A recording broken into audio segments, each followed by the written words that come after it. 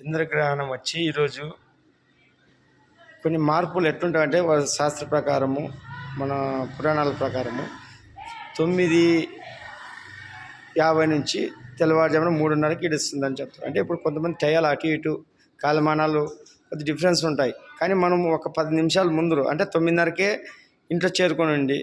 పొద్దున్న 4 గంటలకి బయటకు వచ్చినా సంతోషం. ఎందుకంటే ఇవన్నీ ఒక ప్రక్రియ జరుగుతుంటుంది అన్నమాట. అంతా శుద్ధి చేసే ప్రక్రియ, అంతా మొత్తం పాపాలను కడిగి పడేస్తుంటాడు భగవంతుడు. ఈ భూమికి పట్టిన చీడ పీడ దిష్టి అన్నీ తీసి పడేసేటప్పుడు గర్భిణీలు ఉండకూడదు. మెయిన్ గర్భిణీలకి దోషం వస్తుంది. ఎందుకంటే నిత్య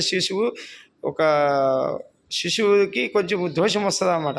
అందుకే గర్భిణీలు జాగ్రత్తగా ఇంట్లో ఉండాలి. అలా మనం కూడా మనసులో బయట తిరగకూడదు. ఇప్పుడు ఒక పెళ్లి కూతురికి దిష్టి తీసేటప్పుడు ఇంట్లో అందరూ పోండి అని చెప్తారే, అటువంటిది ఇంత పెద్ద ప్రక్రియ జరిగేటప్పుడు మనకు అవసరం ఆ ప్రయోగాలు చేసాం. అదే కూడకపోతే కోడకపోతే అంటారు చూడు. శవానికి ఎదురు పెరగకూడదంటే పోతే ఏమవుతుంది, చూస్తే ఏమవుతుంది, ఇట్లా అన్నీ శాస్త్రాలు ఉంటారు అన్నమాట. కొంతమంది కొన్ని చేయకూడదు అన్నప్పుడు పెద్దలు చెప్పినప్పుడు వినాలా. ఇవి మనం బయటకు రాకుండా మసంగా 9:30కే ఇంట్లో ఉండి పొద్దున్న తెల్లవారుజాము 4 గంటలకి లేచి తలస్నానంతో దేవాలయాలకు వెళ్ళి పూజలు చేసుకొని ఇంట్లో కూడా పటాలు కడుక్కొని పూజలు చేసుకుంటే బాగుంటుందన్న. ఇది చేయండి. జై హరిబద్ నమో మరియు